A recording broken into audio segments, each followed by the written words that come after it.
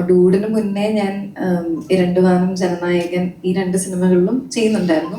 ഒപ്പം തന്നെ ഡൂഡിലേക്ക് കയറിയപ്പം ഒരു ഭയങ്കര എന്താ പറയാ ഫ്രീഡം കിട്ടി.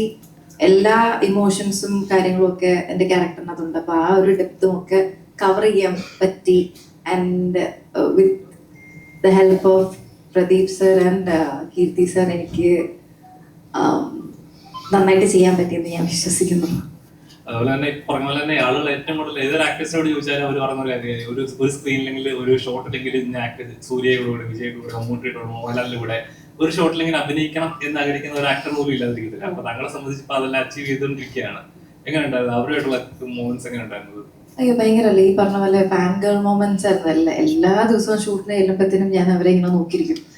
അതായത് അവരെന്താണ് ചെയ്യുന്നത് നോക്കും, അവരെ ഒബ്സർവ് ചെയ്യും, അവരെങ്ങനെയാണ് സെറ്റിൽ ബിഹേവ് ചെയ്യുന്നത്. ഇൻ ആൻഡ് ഔട്ട്, ഇപ്പൊ ആക്ടിങ്, ക്യാമറയ്ക്ക് മുന്നിലും പുറകിലും എങ്ങനെയാണ് അവര്.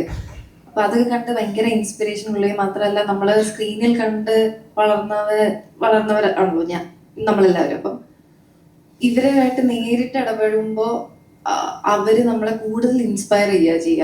അതായത് ജസ്റ്റ് സ്റ്റാർഡം മാത്രമല്ല, അവര് ഭയങ്കര ഇൻ പേഴ്സൺ ഭയങ്കര സ്വീറ്റ് ആൻഡ് ഭയങ്കര ലൈക്ക് നമുക്ക് എന്താ കൂടുതൽ അഡ്മിറേഷൻ തോന്നും. എനിക്ക് അങ്ങനെയാണ് അവര്.